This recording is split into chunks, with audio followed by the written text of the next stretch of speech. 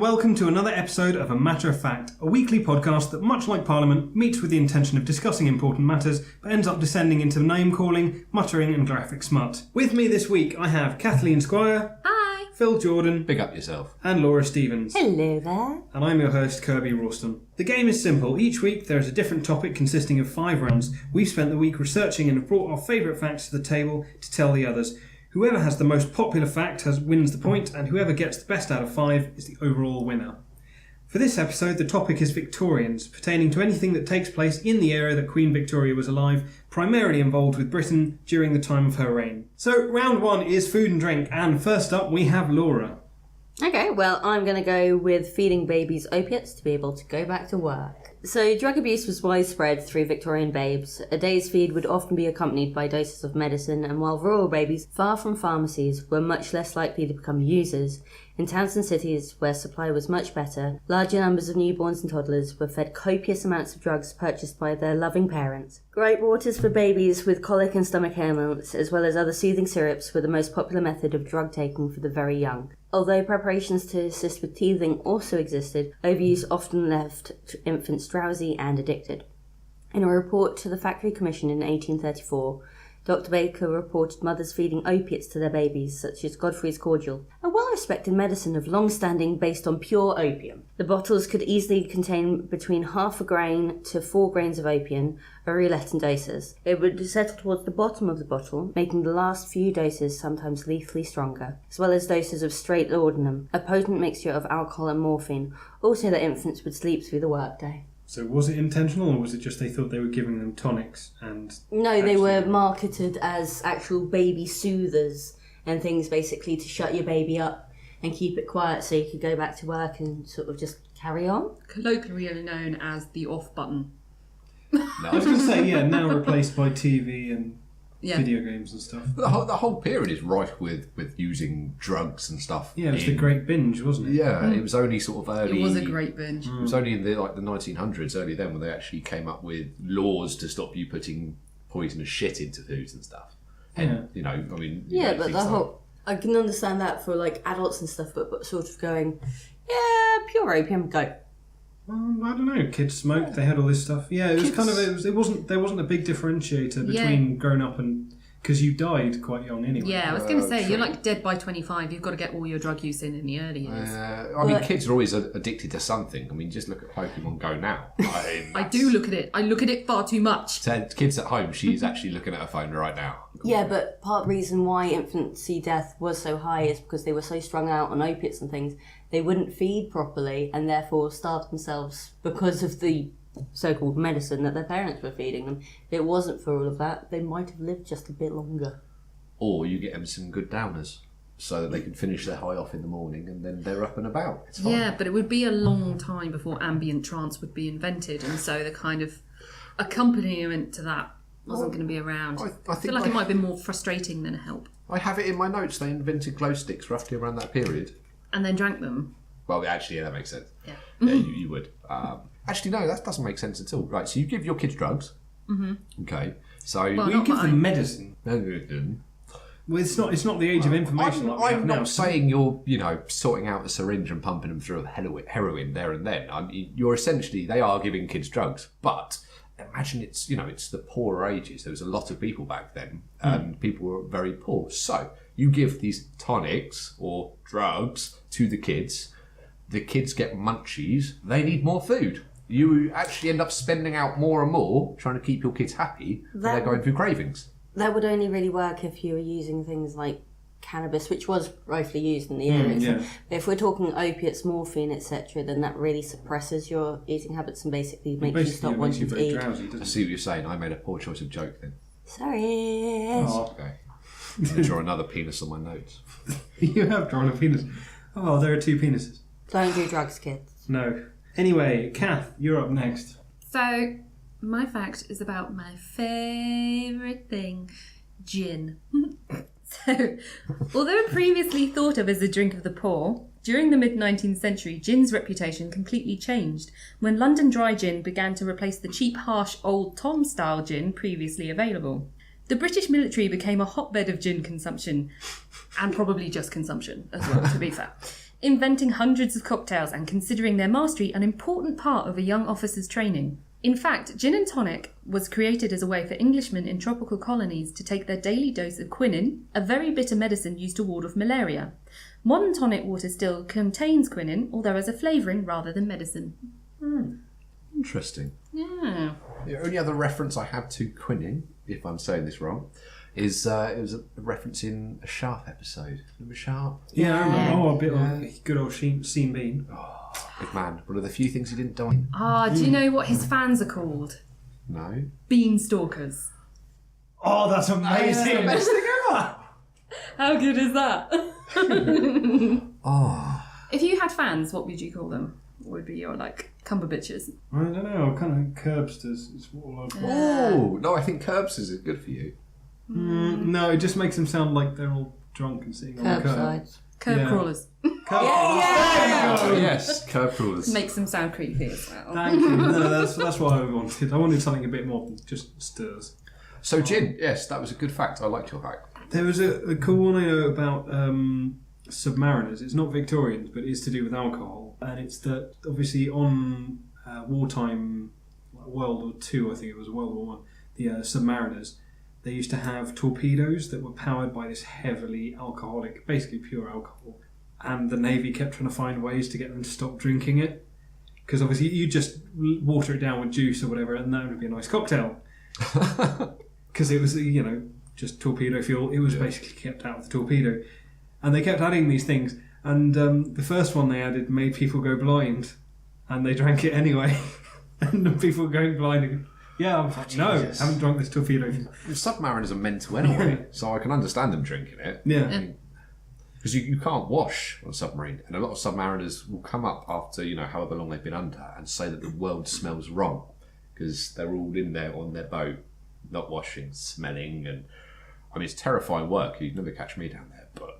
I think the irony would be the most horrible thing. It's like water everywhere and no one's had a shower. What they need... In the Navy. Oh.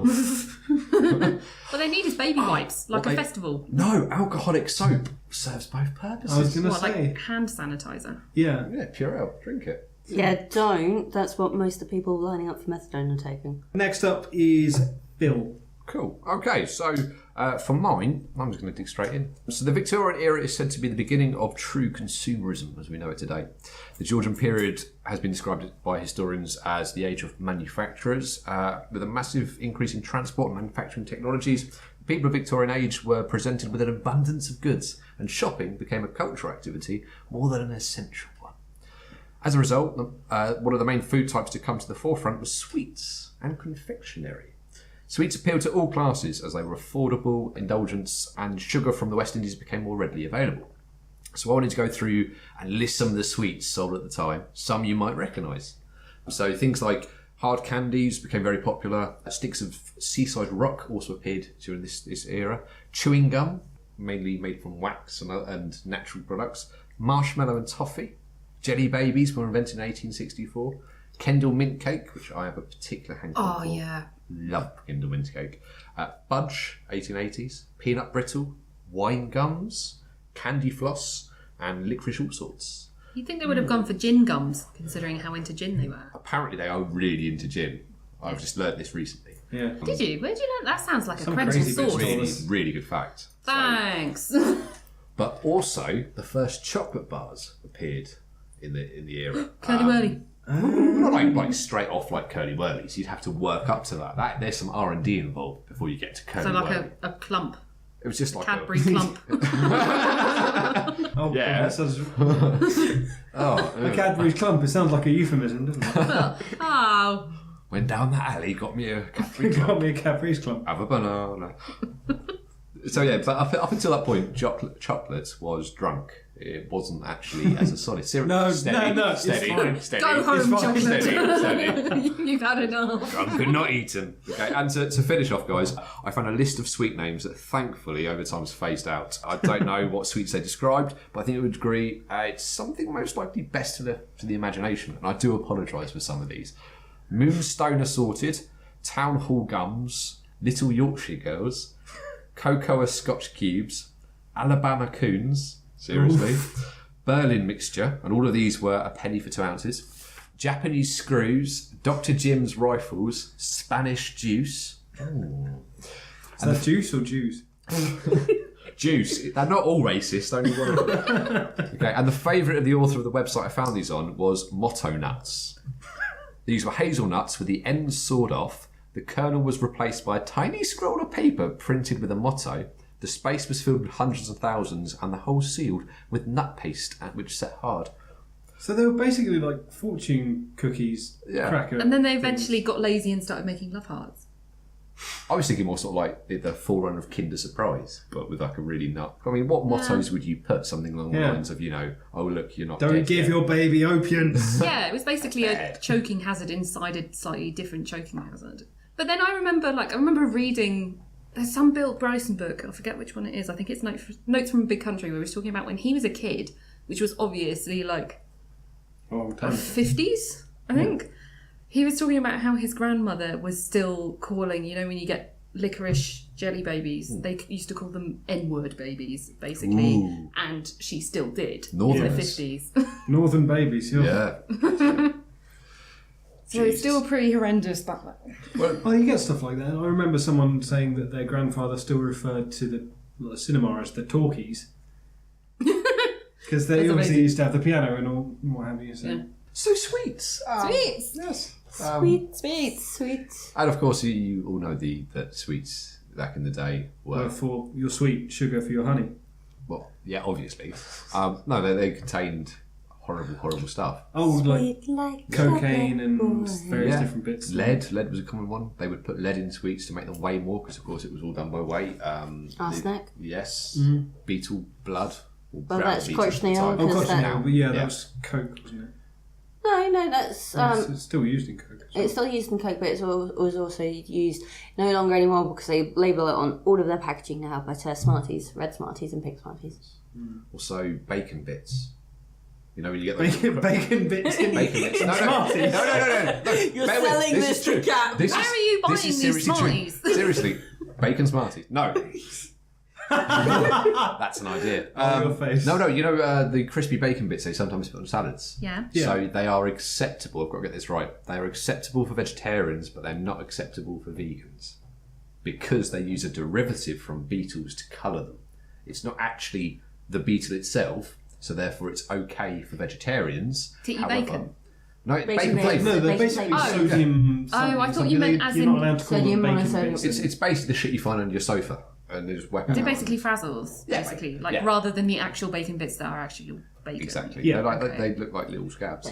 But so vegans can't have them because it's derived from beetles. Also, it's fun. Yeah. They can't have stuff. If you choose to be a vegan, that's your choice. Yeah. That is your insane. choice, but your cheese confuses me, and it's not real cheese. It's made of cashews. I don't get it. It takes forever. Whoa. Fuck off a second. Cashew cheese? Yeah, it's a thing. Is that a thing? Yeah. It's a thing. That's not allowed It's to be a thing. basically like you blend up the cashews, you put it in with some sort of it's not gelatin, but it's kind of similar to gelatin, where it's like a thickening agent and then you put it into a ramekin. Yeah. And then you put it in the fridge, and they're like, this is cheese. And I'm like, no, but that can't taste like cheese. What must it... Some of it actually does. I've tried some vegan cheese that actually tastes pretty cheesy. But that just tells me that you yearn for dairy. Because clearly you wouldn't know that that's what cheese tastes like. But yeah, I think their point is you'd more that eaten they don't cheese like the cruelty of the dairy industry. Well, why don't they buy a cow and make their own cheese? Because it's still cruel to do it. You still have to take away the calf to make the milk. Yeah, it's anything that's derived from. Because to have a milking cow, you have to have a mother that births an infant, and then you take away the infant, because otherwise the infant has the milk. A bit like a mother that has a baby has boob milk. Are you suggesting we make human cheese? No, I'm not saying that. Oh, Mad Max! Cool. So, to wrap up round one, we've had food and drink. Are we going with Laura's baby's first opiate, Kath's gin, Glorious gin, or Phil's suck on this, sweetie? Laura, who are you going with? I'm going to suck on Phil Sweetie. Boom! I too will suck on Phil Sweetie. Can we make it a threesome? Can I go for it? Phil, I'll vote for me as well, because... Yeah, you can vote for you as well. I'm still just rocking with Dr. Jim's rifles and Spanish juice. I would like to vote for Phil as well, but I feel like I shouldn't make it a unanimous round. So Make it. Go on, do it. Kath, I mentally wanted to vote for you because I love gin too. If it helps, the rest of my facts are quite disappointing. Oh, fantastic. Phil, well done. You win that round unanimously. Oh, I'm really good at lying as well. It's great.